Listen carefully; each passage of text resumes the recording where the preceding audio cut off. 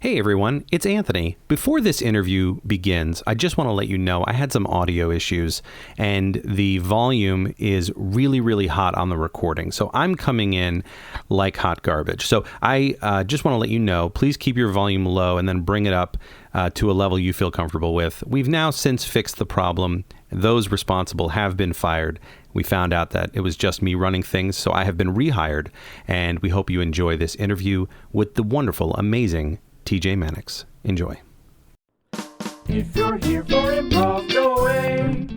This is Other Than Improv with Anthony Francis. Hey everyone, welcome to another episode of Other Than Improv. I'm your host, Anthony Francis, and it's been a little while since I did an episode because I put them in the can and I released them over each week, and then I didn't get to it. Now I'm back and I'm doing new episodes and I'm really excited about it. The hardest part about running a podcast, in case you're wondering, in case you're thinking to yourself, Anthony, what's the hardest part about running a podcast?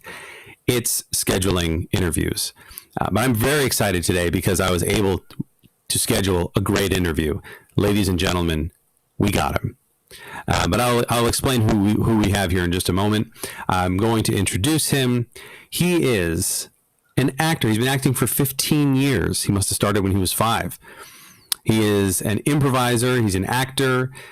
He's a member of the faculty at the Professional Conservatory of Musical Theater, the New York Film Academy, the Montclair Film Festival. I'm not reading all of this, but you know him from the Magnet Theater in New York if you're an improviser.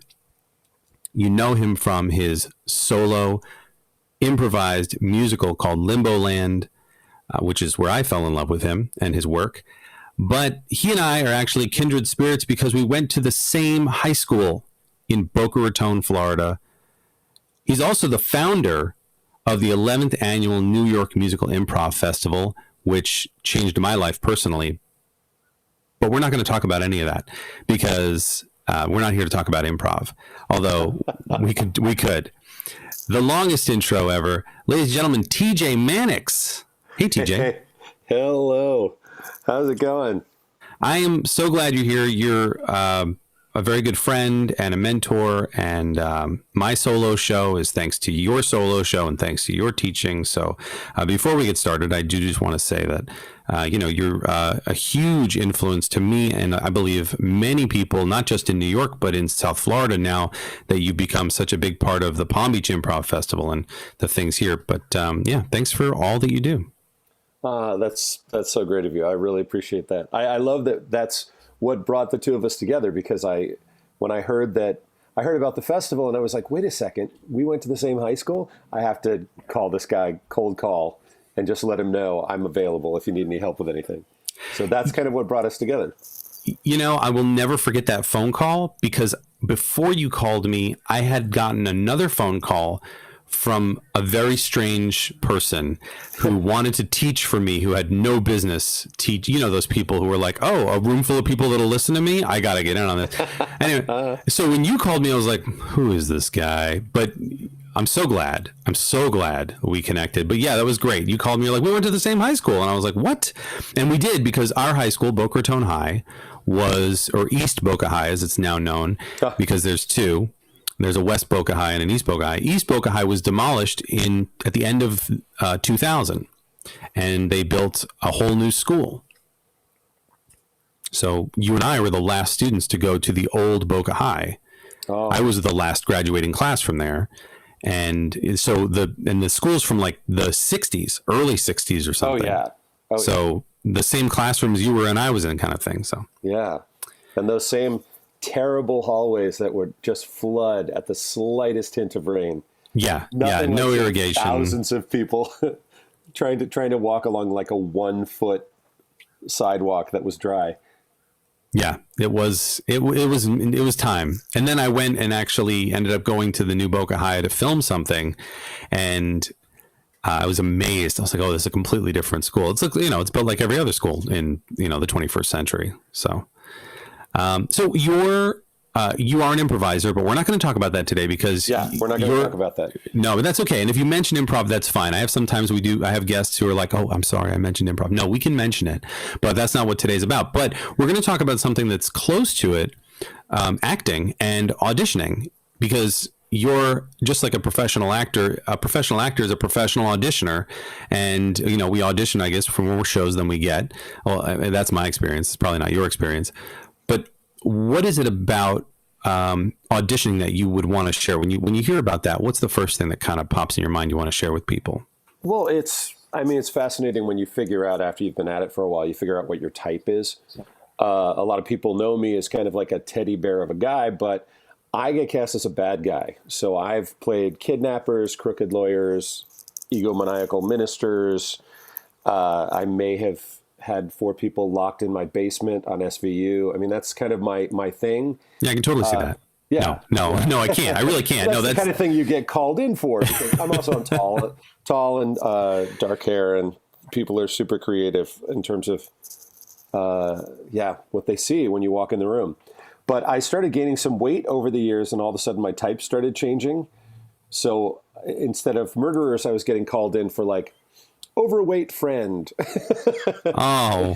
And eventually I got called in for the mother of all fat guy roles, Santa Claus, at the Radio City Christmas Spectacular at Radio City Music Hall.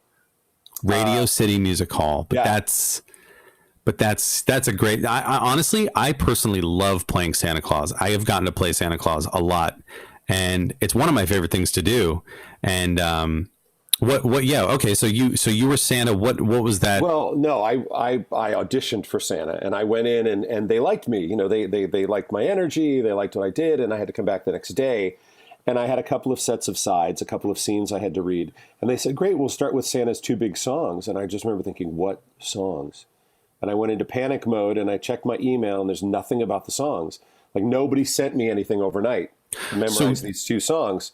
Like, okay. Nothing from my agent or the casting director mentioned prepping these 2 songs overnight. And now you're at the audition, and they're like, sing these songs. Yeah. Oh, that's a nightmare. And so I was honest with them. I showed them the email, and they called all the Santas around the piano, and they played each song once. Oh, wow. As if they were, just going over it with everybody.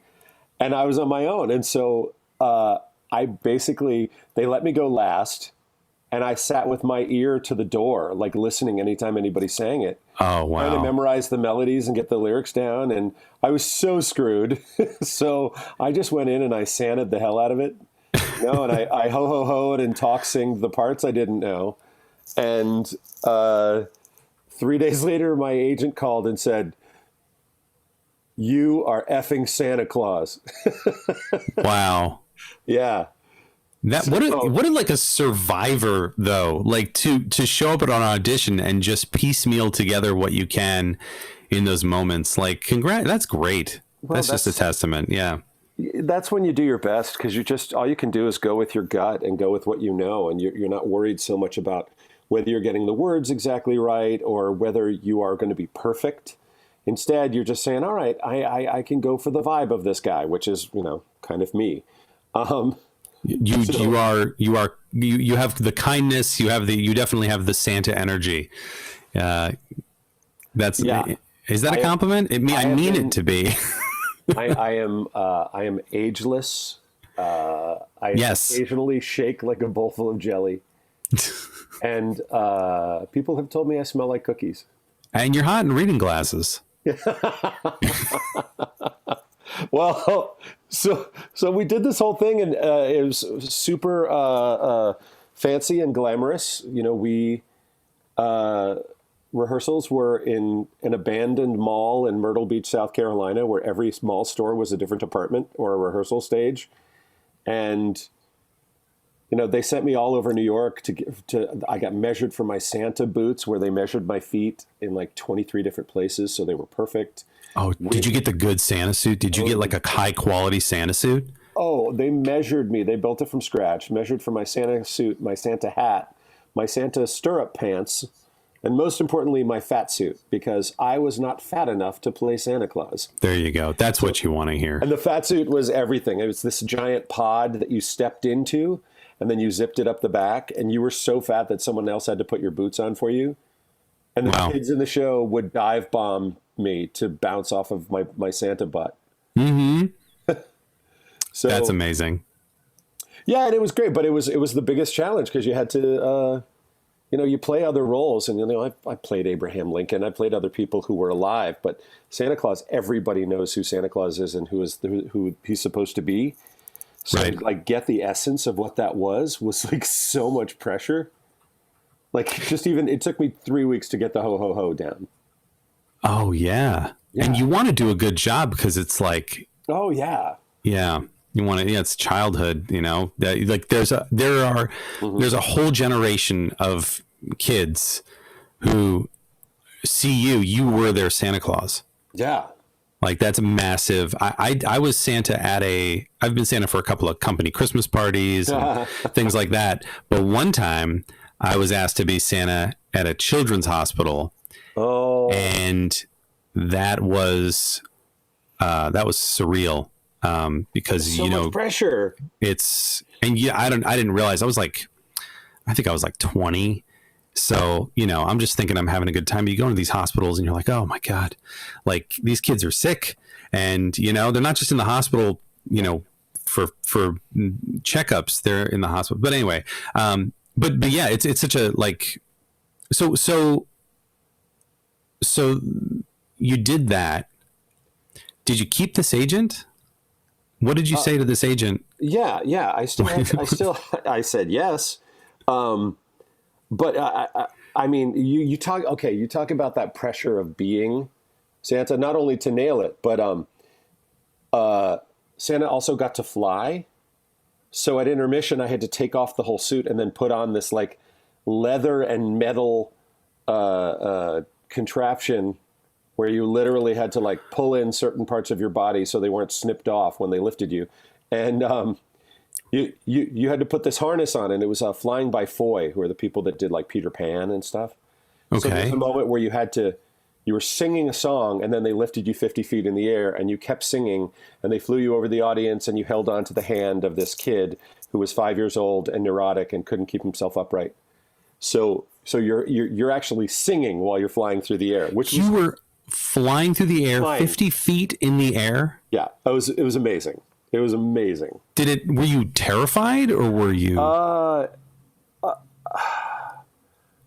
was more terrified the first time I did it, where they just put the harness on over a pair of jeans, and not everything was packaged where it should be. Sure. That was painful. But we would. You got some practice runs though. Basically they put you in it the first time, and they lift you like a couple inches off the ground, and then they say, all right, shake my hand. And then when you lean forward, you fall over. And they say, all right, here's your first test. Get yourself right back up. And everybody has to do that. It's a rite of passage. You have to, so you're lying there flailing, and they're like, all right, get up. And you have to figure out how to move your body so that if you ever do fall over, you can get back up. That's like great training. Yeah. Okay. So, and this was, tell me again what this was for. So this was for the Radio City Christmas Spectacular. That's a show that's been running at Radio City for decades. And at Radio City, they actually do this show 8 times a day with 2 different casts. Oh. So we had 2 casts. It's a lot of flight time. Yeah. And and we did this and definitely, I mean, it had the most amazing opening, like for any actor making an entrance. You came on in this massive sleigh pulled by 18 Rockettes who were wearing reindeer antlers and fishnet stockings. Rockettes. Please tell me about I've met a Rockette. The Rockettes are epic and magic, and they are precision dancers and Olympic athletes rolled in one. They are poised, they are grateful, and they're poised and graceful, and every single one of them is like engaged, like within days of becoming a Rockette. It's just mandatory. And they each do like 4 shows a day, incredible precision, artistry, and strength. And they have massage therapists and trainers on call for them, and hot and cold ice baths, and like they really they're like a NFL team. They are, and they are clearly the stars.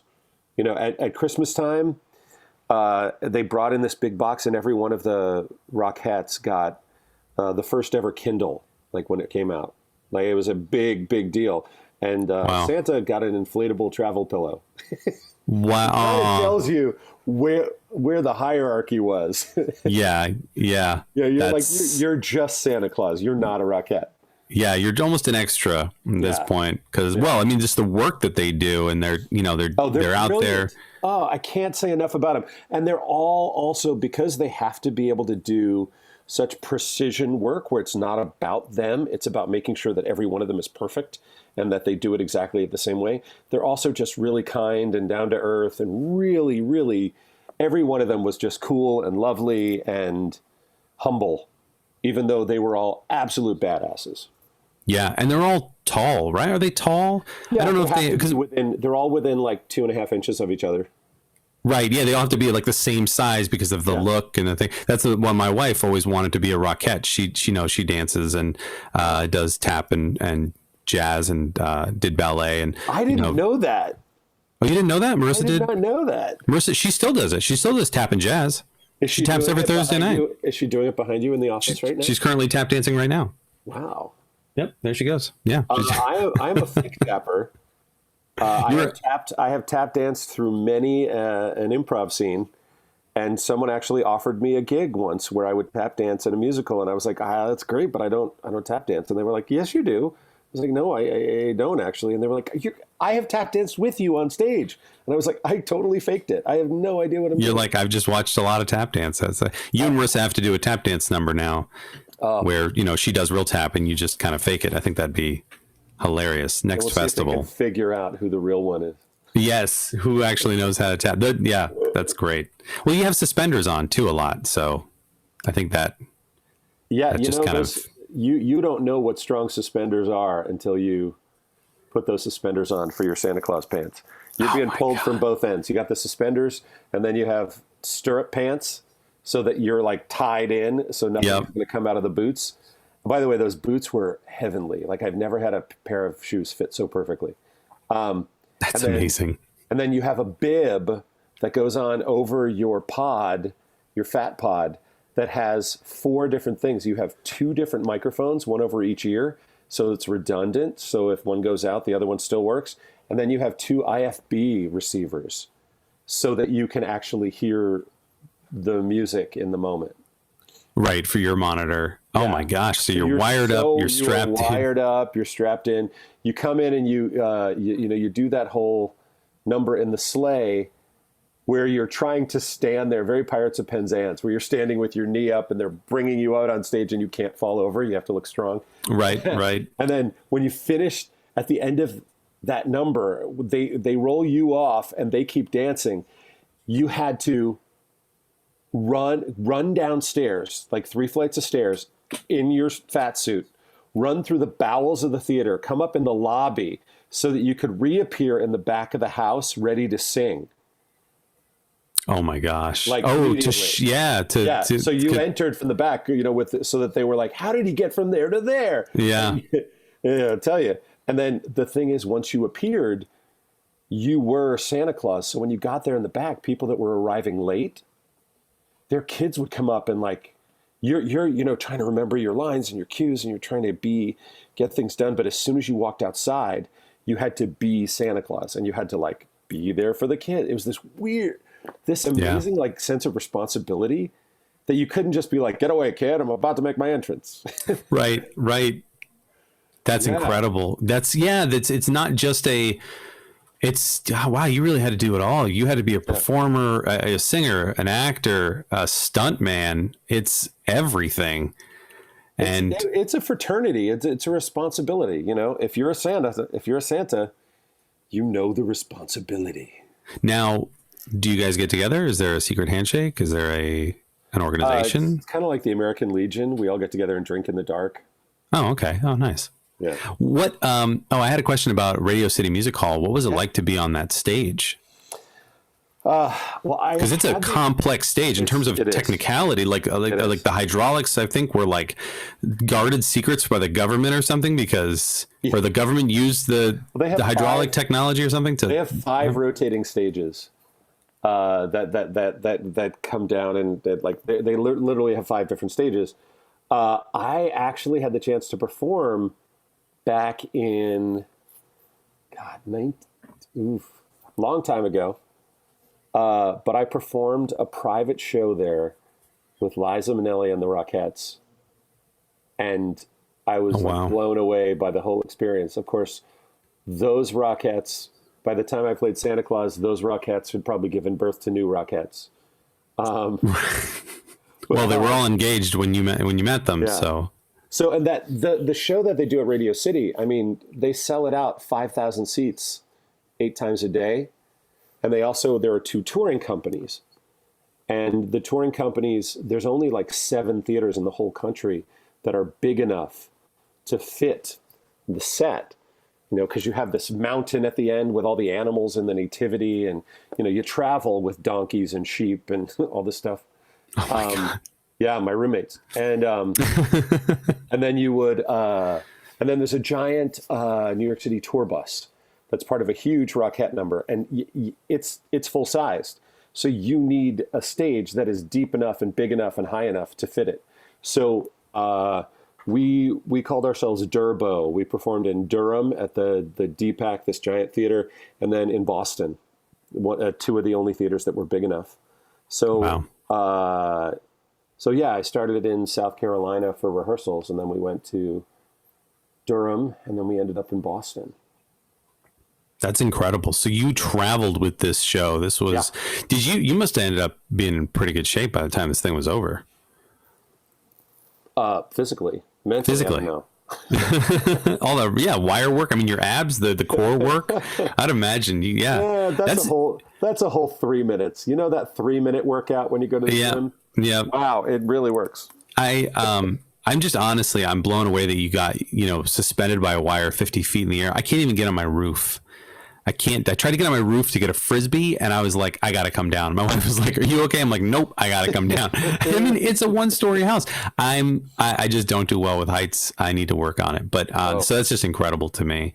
We didn't even get, unfortunately, to Mamma Mia.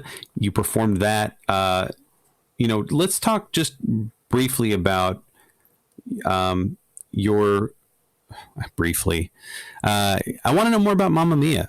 Well, that's another type thing. There happens to be a role in Mamma Mia that I'm right for. So over a period of 3 years, I did Mamma Mia 4 different times in 4 different states. So wow. I had, and it's quite an experience. As in fact, I was on a call last night with the Dads and Dynamos from my very first cast. The 6 of us are still really good friends 4 years later because we, it's a lot of work.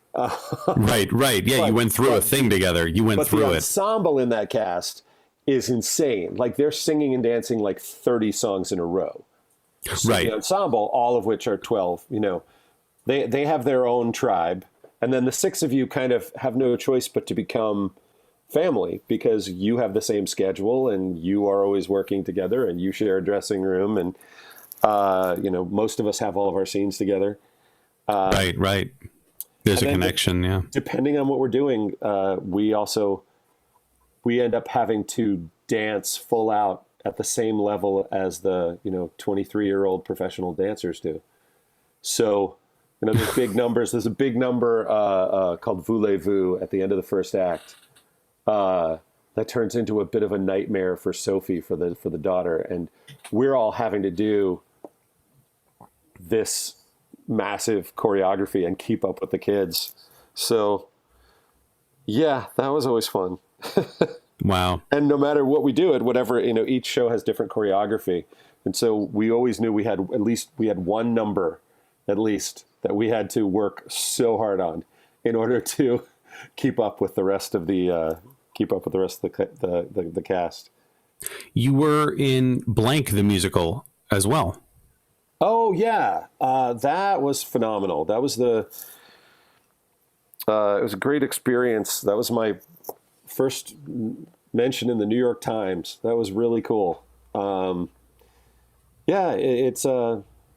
it came out of a group of people from Second City, and we did a 90-minute long, fully improvised musical with full improvised choreography.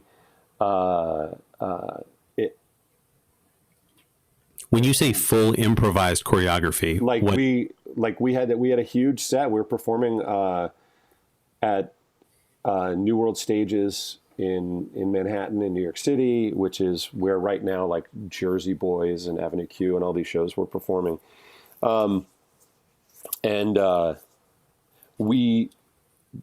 thing about Blank is that we had an app where audience members, I had to go out and I did like a 30-minute thing with the audience, this 30-minute monologue, teaching the audience about improv, but then also getting them they would throw out suggestions for titles, and then we'd put them into the app, and then they would press for the title they wanted on their phones. So they would vote, and then we would see what the title was, and then names of songs and choreography, like they would name the choreography, and then we would have to improvise choreography on the spot and then remember it 90 minutes later and perform it like in a finale. Oh my gosh. They would write lines of dialogue and then be named like a playwright, and we would interview them, and that line of dialogue would come back at a pivotal moment in the night.